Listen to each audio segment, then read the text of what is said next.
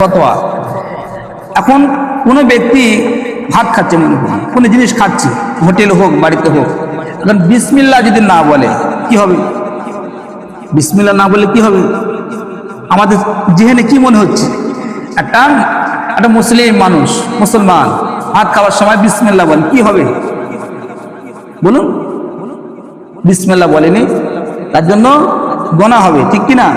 আর যদি হারাম জিনিস যদি খায় আর বিসমিল্লাহ যদি বলে, বলুন তো কি হবে? হারাম জিনিস খাচ্ছে, কি বলেছে? বিসমিল্লাহ বলেছে। হারাম যদি কোনো জিনিস কেউ খায় আর বিসমিল্লাহ বলে খেয়েছে, ফতোয়া হলো ঈমান নষ্ট হয়ে যাবে। কি নষ্ট হয়ে যাবে বলুন? বুঝতে পারছেন না? ফতোয়া কি বলছে? ঈমান নষ্ট হয়ে যাবে। মশলা জিনিস আলাদা, ফতোয়া আলাদা, এটাই ফতোয়া। বিসমিল্লাহ বলে হারাম জিনিস খেলে সাথে সাথে কি হয়ে যাবে? ঈমান নষ্ট হয়ে যাবে। এটাই হলো ফতোয়া। ওই জন্য মশলা আলাদা, ফতোয়া আলাদা। যাই হোক আমার প্রিয় মুসলমান, আল্লাহ أعوذ بالله من الشيطان الرجيم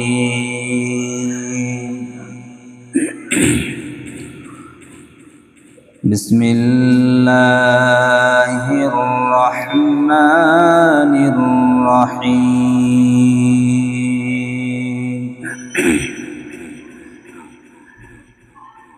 الحمد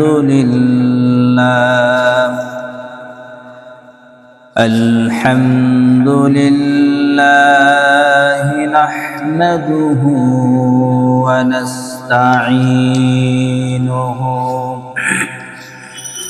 ونستغفره ونعوذ بالله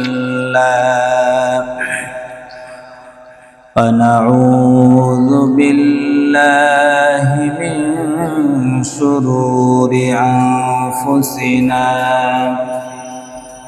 ومن سيئات أعمالنا من يهده الله فلا مضل له ومن يضلله فلا هادي له ونشهد أن لا إله إلا الله وحده لا شريك له ونشهد أن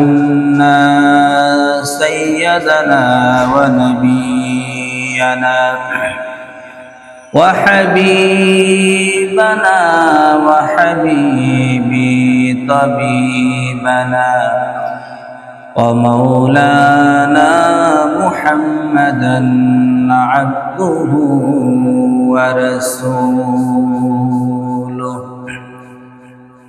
أما بعد فأعوذ بالله من الشيطان الرجيم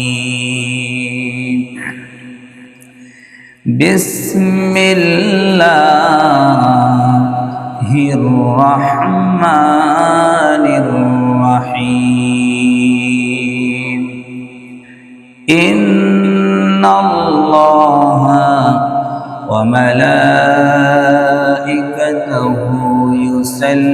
يصلون على النبي يا أيها الذين آمنوا صلوا عليه وسلموا تسليما درود اللهم صل على سيدنا مولانا محمد وعلى آل سيدنا مولانا محمد পক্ষীগুলি দলে দলে গভীর গর্জনে বলে, পক্ষীগুলি দলে দলে জাতীয় ভাষাই বলে, বলে তারা লা ইলাহা ইল্লাল্লাহ, লা ইলাহা ইল্লাল্লাহ, লা ইলাহা ইল্লাল্লাহ, মুহাম্মাদুর রাসূলুল্লাহ। আল্লাহুম্মা সাল্লি আলা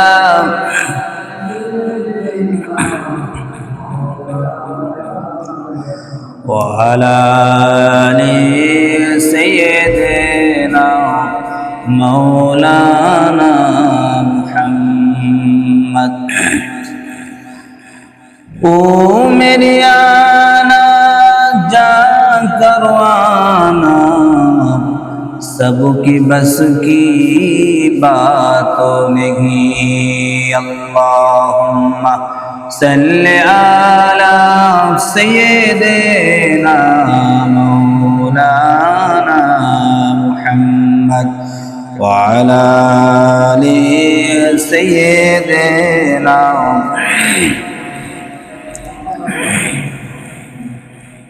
সাল্লাল্লাহু আলাইহি ওয়াসাল্লাম। সমস্ত প্রশংসা সেই মহান স্রষ্টার দরবারে, যে আল্লাহ পাক পুত পবিত্র মাশাআল্লাহ রাব্বুল আলামিন জুমা মসজিদ আসা তৌফিক এনায়েত করেছেন। সেই মহান মনিবের দরবারে, সেই মহান রব্বুল আলামিনের দরবারে সকলে উচ্চস্বরে বলি আলহামদুলিল্লাহ। তারপরে পরে জানাই আকায়ে নামদার, তাজদারে মদিনা, মদিনার বাতি আমিনার লাল, জনাবে মুহাম্মাদুর রাসূলুল্লাহ সাল্লাল্লাহু আলাইহি সাল্লামের প্রতি বর্ষিত হোক অসংখ্য লাখো শুকরিয়া। সকলে বলি সাল্লাল্লাহু আলাইহি সাল্লাম। হুজুর পাক সাল্লামের প্রতি বর্ষিত হোক অসংখ্য দরুদ ও সালাম। সকলে বলি সাল্লাল্লাহু আলাইহি ওয়াসাল্লাম। আল্লাহ সুবহানাহু ওয়া তাআলা মুমিন বান্দাদেরকে বড্ড বেশি ভালোবাসে। কাদেরকে? মুমিন যারা, মুত্তাকি যারা, পরেজগার যারা, নামাজি মুত্তাকি দিনদার মানুষ যারা, মুহসিন যারা, আল্লাহ পাক তাদেরকে বড্ড বেশি ভালোবাসে। এজন্য আল্লাহ সুবহানাহু ওয়া তাআলা মুমিনদের বিষয় আল্লাহ অনেক কথা বলেছেন। আল্লাহ একটা সূরাও নাজিল করেছেন। সূরা মুমিন বলে একটা সূরা আল্লাহ পাক নাজিল করেছেন। এই মুমিনদেরকে আল্লাহ খুব ভালোবাসে, প্যার করেন। সাথে সাথে আল্লাহ সুবহানাহু ওয়া তাআলা মানুষকে, মানুষ জাতিকে আল্লাহ খুবই ভালোবাসে। তার সাথে সাথে আল্লাহ পাক যা কিছু সৃষ্টি করেছেন সব আল্লাহ পাকের, যেহেতু আল্লাহ পাক সবাইকে ভালোবাসে।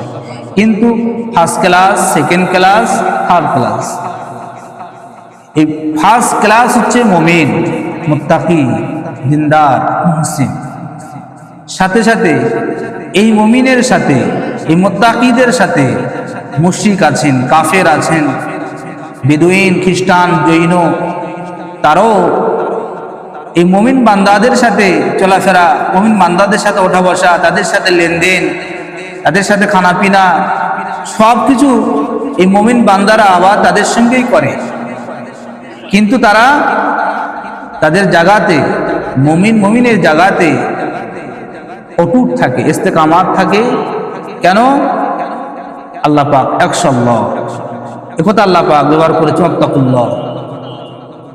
এই সিফাতটাকে ধারণ করে মুমিন চলে, অর্থাৎ মুমিন আল্লাহ পাককে ভয়, আল্লাহ পাকের উপরে বিশ্বাস, ইয়াকিন, এটাকে ধারণ করে মুমিন সে তার পথে সে চলতে থাকে। এজন্য সে যখন বেঈমানদের সঙ্গে থাকে, কাফেরদের সঙ্গে লেনদেন যখন থাকে, তখন আল্লাহকে ভয় করে কাফেরদের সঙ্গে কিভাবে চলতে হয় এটা মাথায় রেখে সে চলে। আল্লাহ সুবহানাহু ওয়া তাআলা কিয়ামতের ময়দানে, কাল মাহশারের ময়দানে আল্লাহ পাক যেমন মুমিনদেরকে জান্নাত দেবেন, কাফেরদেরকে জাহান্নাম দেবেন। এই ক্ষেত্রে আল্লাহ পাক কোরআনুল কারীমের মধ্যে পরিষ্কার করে বলেছেন নবীকে, হে নবী আপনি ওদেরকে বলুন যে আজকে মনে করুন ময়দানে মহাশারে বিচার তো হচ্ছে, আল্লাহ পাক বিচার করবেন, বিচার আল্লাহ পাক বসিয়েছেন। এখন মনে করো আল্লাহকে আমরা বিশ্বাস করতাম, আল্লাহকে আমরা মানতাম, আল্লাহকে ভয় করতাম, অর্থাৎ আল্লাহ পাক ঈমান আনার পরে, আল্লাহর উপর ঈমান আনার পরে আল্লাহ বলছে আমাকে ভয় করো। এটা তো আমরা করেছিলাম দুনিয়াতে। এখন আল্লাহ যদি আমাদেরকে জান্নাতে দেন কি জাহান্নামে দেন সেটা ভিন্ন বিষয়, কিন্তু আল্লাহর কথা কি আমরা মেনে নিয়েছিলাম? আল্লাহ বলেছিল কি যে আমার উপর ঈমান আনলে, আমাকে যদি ঈমান আনো আমার উপর এবং আমার নবীর উপর, আখিরাতের উপর, তারপরে আমাকে ভয় করবে। এখন আমরা তো দুনিয়াতে আল্লাহকে ভয় করেছিলাম, ঈমান এনেছিলাম, গায়রুল্লাহর প্রতি ঈমান এনেছিলাম। আল্লাহ পাক যদি মনে করেন আমাদেরকে জাহান্নামে দিক বা জাহান্নামে দিক, এটা ভিন্ন। এখন তোমরা তো কুফরি করলে, ঈমান তো আনলে, আল্লাহ যে শর্ত আমরা পূরণ করেছিলাম শর্ত আল্লাহ হয়তো ভঙ্গ করবে মনে করুন। এখন এক্ষেত্রে আল্লাহ একটা বিচার আমাদের করবে না, কিন্তু তোমরা যে কুফরি করেছো এর জন্য তোমাদের জাহান্নাম, আর দ্বিতীয় কোনো উপায় নেই। এখন তোমরা কি করবে? আল্লাহ পাক এ কথা নবীকে বললেন, হে আমার রাসূল, হে আমার হাবিব, আপনি তাদেরকে বলে দেন। যেটা বলুন না সুবহানাল্লাহ। আমার প্রিয় মুসলমান ভাই বাবাজিরা ভালো করে শুনবেন, কাফিররা ময়দানে মহাশারে যখন তাদেরকে যখন জাহান্নামের দিকে নিয়ে যাওয়া হবে, যখন জাহান্নামে তাদেরকে ফেলা হবে, এই সময় আমরা শুনেছিলাম তাকাদু তামাইয়াজু মিনাল গাইজ কুল্লামা উলকিয়া ফিহা ফাওজুন সালাহুম খাজানাতুহা আলাম ইয়াতিকুম নাযীর। এটা তাদেরকে জিজ্ঞাসা করা হবে যে তোমাদের কি সালাহুম খাজানাতুহা আলাম ইয়াতিকুম নাযীর, তাদেরকে প্রশ্ন করা হবে যে তোমরা যে জাহান্নামে আসলে এ পর্যন্ত আমরা আগামী জুমাতে শুনেছিলাম, এখন এই জাহান্নামে আসার পূর্বে তোমরা কি জানতে না জাহান্নামটা কি? তোমাদেরকে ভয় দেখায়নি জাহান্নাম সম্পর্কে? কে জ্ঞাত করেনি তোমাদেরকে? তাদেরকে প্রশ্ন করা হবে আলাম ইয়াতিকুম নাযীর, কোনো ভয় দেখানেওয়ালা, কোনো মুতাকাল্লিম, কোনো নবী, কোনো রাসূল, কোনো আলেম ওলামা, কেউ কোনো মুরব্বী তোমাদেরকে কেউ খবর করেনি, জ্ঞাত করেনি জাহান্নাম সম্পর্কে? চলে আসলে জাহান্নামে, তখন তারা বলবে কি ক্বালু বালা, হ্যাঁ আমরা জানতাম, আমাদের কাছে এসেছিল, ভয় দেখিয়েছিল আমাদেরকে জাহান্নাম সম্পর্কে, দোজখ সম্পর্কে ভয় দেখিয়েছিল, কিন্তু আমরা কি করেছিলাম? আমরা বলেছিলাম, ইনকার করে দিয়েছিলাম। ক্বালু বালা কদ জানা নাযীর, অবশ্যই অবশ্যই আমাদের কাছে এসেছিল, কিন্তু আমরা ফাকাযযাবনা ওয়া কুলনা মা নাযালাল্লাহু মিন শাই, আমরা এক কথা ইনকার করে দিয়েছিলাম, মিথ্যা বলে দিয়েছিলাম, এবং একথাও বলেছিলাম ওয়া কুলনা, আমরা বলেছিলাম মা নাযালাল্লাহু মিন শাই, যত কিছু আল্লাহ পাক সৃষ্টি করেছেন সব কিছু আমরা নাকচ করে দিয়েছিলাম, মিথ্যা বলে দিয়েছিলাম। ইন আনতুম ইল্লা ফি যালালিন কাবীর, আর আমরা বলেছিলাম কি যে সব থেকে গোমরাহির মধ্যে তোমরা পড়ে আছো, মুহাম্মদ তুমি আছো এবং তোমার অনুসারী যারা সাহাবায়ে কেরাম যারা, তোমরা আসলেই তোমরা গুমরাহির মধ্যে ছিলে। এখন কিছু করার নাই। ওই সময় দ্বার রক্ষী যিনি থাকবেন তিনি বুঝতে পারবেন যে সেই সময় তারা কোরআনকে, আল্লাহকে অস্বীকার করেছিল, নবীকে অস্বীকার করেছিল। কিছু করার নেই, একটা জাহান্নাম তোমাদের কাটতে হবে, যেহেতু এর জন্য তোমরাই দায়ী। وقالوا لو كنا نسمع أو نعقل ما كنا في أصحاب السعير। তখন জাহান্নামীরা বলবে, কাফেররা তখন বলবে লাউ কুন্না নাসমাউ আও নাকিলু, যদি আমরা শুনতাম, যদি আমরা আমাদের কান যখন শুনেছিল সেটা যদি আমরা কাজে লাগাতাম, আও নাকিলু যদি আমরা বুদ্ধি খাটাতাম, আমরা যদি চিন্তা ফিকির করতাম, সেই সময় নবী পাক সাল্লাল্লাহু আলাইহি ওয়াসাল্লামের কথাগুলো, নবীদের কথাগুলো, সাহাবায়ে কেরামদের কথাগুলো, ওলি আল্লাহর কথাগুলো, আলেম ওলামার কথাগুলো যদি চিন্তা করতাম, তাহলে কিন্তু আজকে আমাদেরকে জাহান্নামের বাসিন্দা হতে হতো না। কাফেররা কিয়ামতের ময়দানে আফসোস করবে, ইয়া লাইতানি কুনতু তুরাবা, হায় আফসোস মানুষ না হয়ে যদি মাটি হতাম কতই না ভালো হতো। এক শ্রেণীর মানুষ তখন কিয়ামতের ময়দানে বলবে, আল্লাহ পাক আপনি আমাদেরকে একবার পাঠিয়ে দেন দুনিয়াতে, আর কোনোদিন আপনার নাফরমানি করব না, আপনার বিপক্ষে যাব না। আপনি যেমনটা বলবেন, যেমন ভাবে চলতে বলবেন, নবী রাসূল যেমন ভাবে বলবে, আলেম ওলামা যেমন ভাবে বলবে, আল্লাহ পাক আর কোনোটা আমরা অস্বীকার করব না। আমরা প্রত্যেকটা বিষয়ে আমরা লক্ষ্য রাখবো এবং আমরা পরিপূর্ণভাবে আপনার ইবাদত বান্দেগী, আপনার হুকুম আহকাম সব মেনে চলবো। মা কুন্না ফি আসহাবিস সাঈদ, তারা তখন আফসোস করে বলবে, আমরা যদি জানতাম তাহলে কিন্তু আমরা মেনে নিতাম, আমাদেরকে আসহাবিস সাঈদ হতে হতো না, অর্থাৎ জাহান্নামের বাসিন্দা হতে হতো না। ফাতারাফু বিযামবিহিম ফাসুক্কান লিআসহাবিস সাঈদ, ফাতারাফু বিযামবিহিম ফাসুক্কান লিআসহাবিস সাঈদ।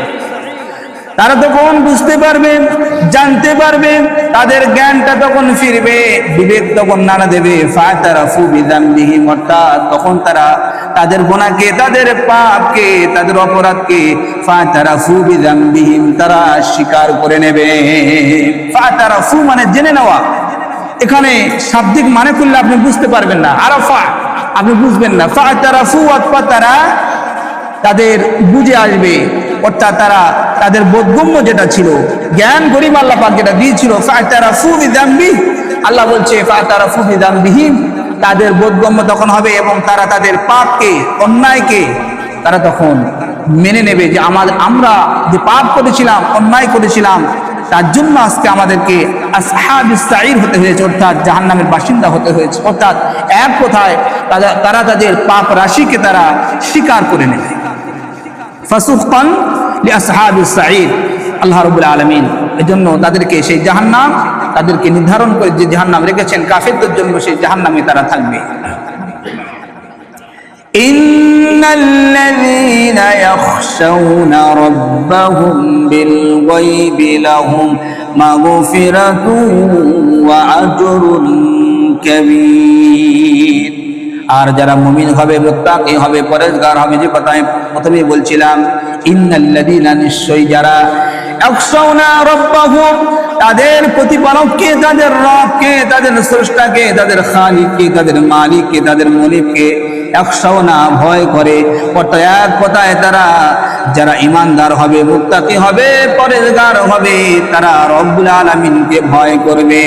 আল্লাহ পাক এই সমস্ত ভয় কারণওয়ালা মুত্তাকি পরেজগার যারা হবে বিল গায়বি, তারপরে আল্লাহ পাক বলছেন রাব্বাহুম বিল গায়ব, শুধু আমাকে তারা মেনে নেয় না, আমার গায়েবকে তারা মেনে নিয়েছিল, অর্থাৎ আমি যে আল্লাহ আমাকে তারা দেখে নাই, আমি যে রব, আমি যে তাদের সৃষ্টি করতাম, আমি যে তাদের খালিক, আমি যে তাদের মালিক, এই দাবি আমার, এই দাবি হলো আমার হক, কিন্তু এই হক দাবিটা বিল গায়বি তারা না দেখে তারা বিশ্বাস করেছিল, বিশ্বাস করার সাথে সাথে ইয়াখশাউনা আমাকে ভয় করেছিল। লাহুম মাগফিরাতুন ওয়া আজরুন কাবীর, আল্লাহ পাক তারপরেই বলছে লাহুম, অর্থাৎ তাদের জন্য, হুম জমির হচ্ছে যারা ইয়াখশাউনা, অর্থাৎ যারা ভয় করে, যারা ঈমান এনেছে, মুত্তাকি, আল্লাহ পাক লাহুম বলেছেন, অর্থাৎ ওই সমস্ত মুত্তাকি, ওই সমস্ত পরেজগার, ওই সমস্ত দিনদার যারা, সালেহ যারা, আল্লাহ বলছে লাহুম মাগফিরা, আমি রব তাদেরকে মাফ করে দিলাম, আমি রব তাদেরকে মাফ করে দিলাম। কেন? আমার প্রতি ঈমান এনেছিল।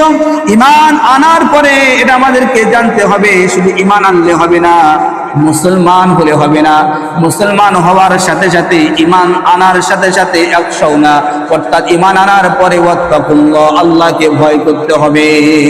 ভয়টা ভয় করার মতো হবে, একমাত্র আল্লাহকে ভয় করবে। কাকে ভয় করবে? আল্লাহ সুবহানাহু ওয়া তাআলা। আল্লাহ যদি ভয় করে ঈমান আনার পরে, আল্লাহ বলছে আমি যে রব, এটাকে গায়েবে যারা বিশ্বাস করবে ঈমান আনার পর এবং ভয় করবে, লাহুম মাগফিরা, আমি রব তাদেরকে মাফ করে দেব। তারপরে আল্লাহ বলছে আজরুন কাবীর, এবং তাদের জন্য আমি রব্বুল আলামিন তাদের মানে কি বলা যায়, আজরুন বলতে তাদের একটা কিছু করলে তারপরে যে বাংলাটা ভাষায় কি বলে ওটাকে, তাদের ওজরটা আল্লাহ পাক পূরণ করবে, অর্থাৎ বিনিময়, অর্থাৎ আল্লাহ বলেছিল আমাকে আমার উপর ঈমান আনলে, আমাকে বিশ্বাস করলে এবং আমাকে ভয় করলে বিনিময় একটা আমি দেব। অর্থাৎ যদি এই কাজটা আপনি করেন তার জন্য বিনিময় উপঢৌকন যেমন আমরা দেই, পুরস্কার করি, অনেক সময় হাদিয়া দান করি। আল্লাহ সুবহানাহু ওয়া তাআলা বলছেন আমাকে যদি আমার প্রতি ঈমান আনো, আল্লাহর প্রতি ঈমান আনলে এবং মুহাম্মদ মুস্তাফা সাল্লাল্লাহু আলাইহি ওয়াসাল্লামের প্রতি ঈমান আনলে এবং আখিরাতের প্রতি ঈমান আনলে, আল্লাহ সুবহানাহু ওয়া তাআলা বলছেন আমানতু বিল্লাহি ওয়া মালাইকাতিহি ওয়া কুতুবিহি ওয়া রাসূলিহি ওয়াল ইয়াউমিল আখিরি কদরি খাইরি শাররিহি, এতগুলোর প্রতি যদি কেউ ঈমান আনে, এক কথায় আল্লাহ এবং রাসূল যা কিছু বলেছেন তার প্রতি যদি কেউ ঈমান আনে, আল্লাহ বলছে তাদের কি দেবো? ওয়াজরুল কবির, আমি রব্বুল আলামিন তাদের সব থেকে বড় উত্তম তার বিনিময়টা আমি দিয়ে দেবো। জোরে বলুন সুবহানাল্লাহ। কাদেরকে বললেন? কাফেরদেরকে নয়। আল্লাহ মুমিন বান্দা যারা, মুত্তাকি যারা, পরেজগার যারা, মুহসিন যারা, আল্লাহ পাক তাদের কথা বলেছেন। তারপরে আল্লাহ কি বলছে দেখেন, وَأَسِرُّوا قَوْلَكُمْ أَوِ اجْهَرُوا بِهِ إِنَّهُ عَلِيمٌ بِذَاتِ الصُّدُورِ। এখানে আল্লাহ পাক একটা ভিন্ন একটা কথা বলেছেন। এখন কোরআনের কথা, আল্লাহর কথা আপনাকে মানতেই হবে, ঠিক কি না? অস্বীকার করলে কাফের হয়ে যাবে। কি হয়ে যাবে? আচ্ছা একটা মশলা বলি, এখানে যে কথাটা বলছি, ওয়াসিররু কাওলাকুম আযহারু বিহি ইন্নাহু আলিমুম বিযাতিস সুদূর। আপনার দিলে কি হচ্ছে আমি কি বলতে পারবো? বলতে পারবো। আল্লাহ বলছে ওয়াসিররু কাওলাকুম, যারা মনে মনে গোপনে কোনো কথা আলোচনা করে, এটা কে জানে? আল্লাহ সুবহানাহু ওয়া তাআলা জানেন। আর বলছে আযহারু বিহি, কিংবা গোপনে কিংবা প্রকাশ্যে মনে মনে যা কিছু সে চিন্তা ফিকির করে, আল্লাহ বলছে ইন্নাহু আলিমুম বিযাতিস সুদূর, আমি রব্বুল আলামিন তার সুদূরে, তার দিলে যা কিছু সে বলে আমি রব সব কিছু শুনতে পাই, সব কিছু আমি রব্বুল আলামিন জানতে পারি। জোরে বলুন না সুবহানাল্লাহ। আমার প্রিয় মুসলমান, এজন্য করে দিলটা সাফ করা দরকার, অন্তরটাকে পরিষ্কার পরিচ্ছন্ন করা দরকার। দিলের কথা এক, মুখের কথা আর এক। এই মানুষটা কিন্তু ভালো নয়। দিলে একরকম পোষণ করে, ধারণা থাকে। তোমার সামনে যখন আসে আসসালামু আলাইকুম ওয়া রাহমাতুল্লাহ, কাইফা হালুকা ইয়া শেখ, হুজুর কেমন আছেন? কাইফা হালুকা ইয়া ইমাম সাহেব, হুজুর আপনি কেমন আছেন? খুব ভালো আছি আলহামদুলিল্লাহ। পরক্ষণে গিয়ে পিছনে গিয়ে যদি আপনি আমার নামে বিরোধিতা করেন, তাহলে এই মানুষটা কি ভালো? আপনি কোনো আমাকে বলে নয়, যে কোনো মানুষ খারাপ মনে করুন। একটা মানুষকে আপনি হয়তো তার প্রতি আপনার ব্যক্তিগত রাগ থাকতে পারে, কিন্তু তার সামনে যখন আপনি আসছেন খুবই ভালো ব্যবহার করলেন, পরক্ষণ পিছনে গিয়ে তাকে আপনি খারাপ বললেন, তাহলে আল গীবাতু আশাদ্দু মিনাজ জিনা, জিনার গুনাহ হবে। কিসের গুনাহ হবে হিসেব? জিনা করলে যে গুনাহ, সেই গুনাহ হবে। তাহলে খামাকে আপনি নামাজ পড়ছেন, ইবাদত করছেন, তাহাজ্জুদ গুজার মানুষ, আর কেন গীবত করে আপনি গুনার ভাগীদার হচ্ছেন? ইবাদত করলেন, তাসবিহ তাহলিল করলেন, নামাজ পড়লেন। একটা বেনামাজি সে নামাজ পড়ে না, তার গুনাহটা আপনার অ্যাকাউন্টে কেন নিচ্ছেন? আপনি কষ্ট করে আপনি তাহাজ্জুদ করলেন, কোরআন তেলাওয়াত করলেন, আল্লাহ আল্লাহ জিকির করলেন, তাসবিহ তাহলিল করলেন, ভালো সওয়াব করলেন, অনেক নেকি কামাই করলেন। একজন বেনামাজির খারাপ বলার দরুন, তার গীবত করার জন্য, তাহলে কি হলো? মাইনাস প্লাস হয়ে গেল। বুঝতে পারছেন না? এই জন্য তার গোনাগুলো আপনার অ্যাকাউন্টে চলে আসবে এবং আপনার নেকি তার অ্যাকাউন্টে চলে গেল। এমনটা করবেন। যদি মনে করুন না ঠিক আছে আমি সারা রাত ইবাদত করবো আর আমার ভাইকে সব দিয়ে দেবো, সেটা আপনার ব্যক্তিগত ব্যাপার। আপনি ইনকাম করে গ্রামবাসীকে সবাইকে খাওয়াতে পারেন, এটা আপনার নির্ভর করছে। কিন্তু কিয়ামতের ময়দানে, কাল মাহশারের ময়দানে আপনি যেমনটা করবেন, যেমনটা কামাই করবেন, তেমনটাই পাবেন। আমার প্রিয় মুসলমান, এই জন্য আল্লাহ বলছে মনে মনে দিলে দিলে যা কিছু চিন্তা ফিকির করো না কেন, সব কিছু ইন্নাহু আলিমুম বিযাতিস সুদূর, আমি সব কিছু সুদূরের ভিতরে, অন্তরের ভিতরে যা হয় আমি রব সব কিছু জানতে পারি। আলা ইয়ালামু মান খালাকা ওয়া হুয়াল লাতীফুল খাবীর। এই কথাটা যেটা বললাম, হয়তো মনে করছেন নরমালি একটা বিষয়, নরমালি একটা কথা নয়। আল্লাহ পাক তারপরে ব্যাখ্যা করছেন, আলা ইয়ালামু মান খালাক।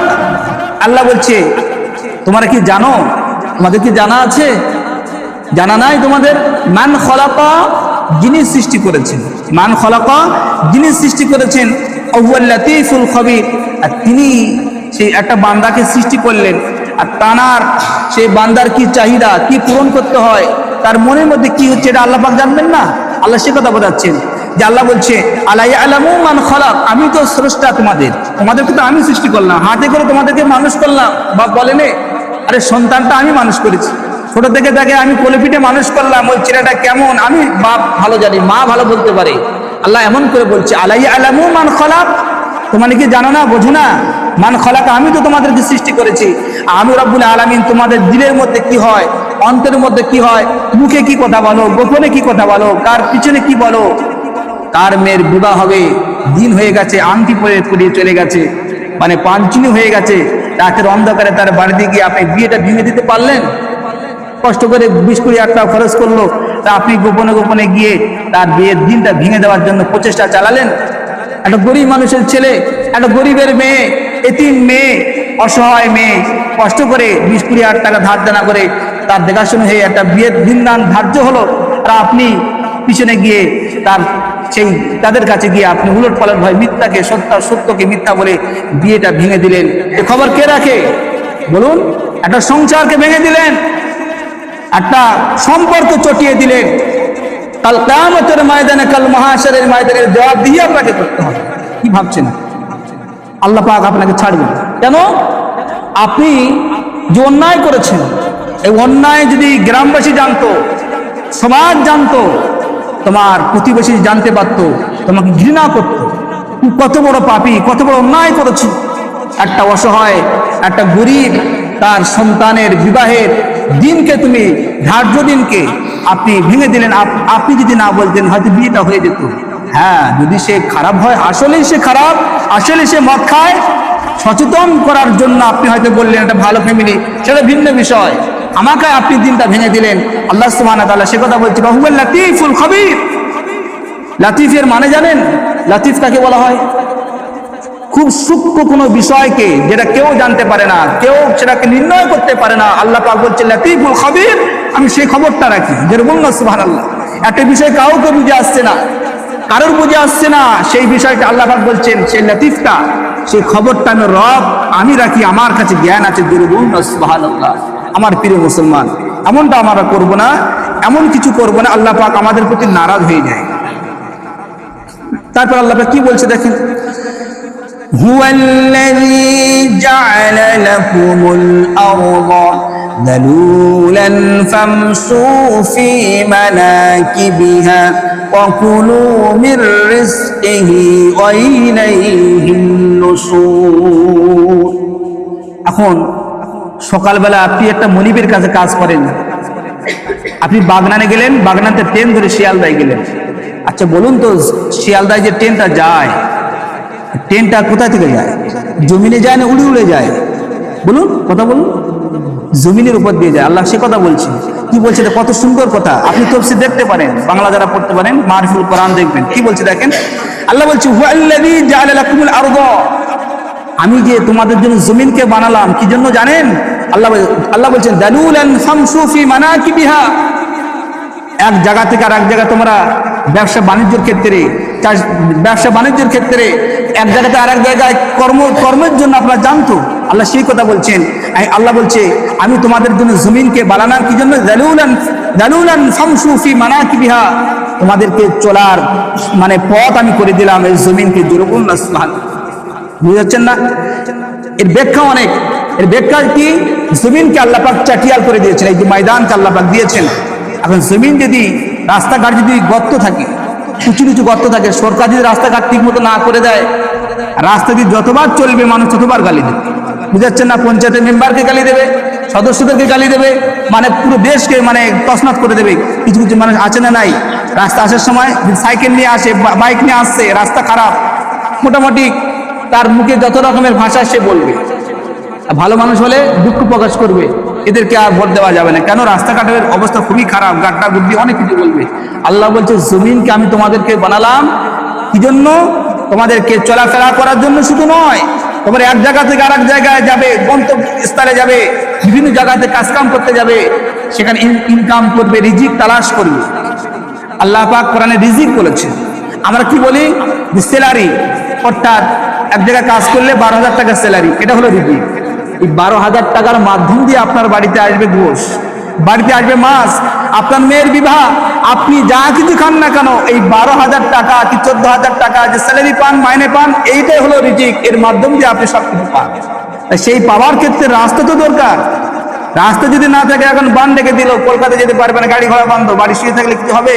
চলতে পারবেন না। কেন? জমিন আছে কিন্তু চলার ক্ষমতা নেই। আল্লাহ বলছে যে দালুলান ফামশু ফি মানাকিবিহা, আমি জমিনকে তোমাদের জন্য চলাফেরা করার জন্য আমি রব তোমাদের সুবিধার্থে করে দিয়েছি। জোরে বলুন সুবহানাল্লাহ। তারপর আল্লাহ কি বলছেন? অকুলু মির রিজকিহি ওয়া ইলাইহিন নুশুর।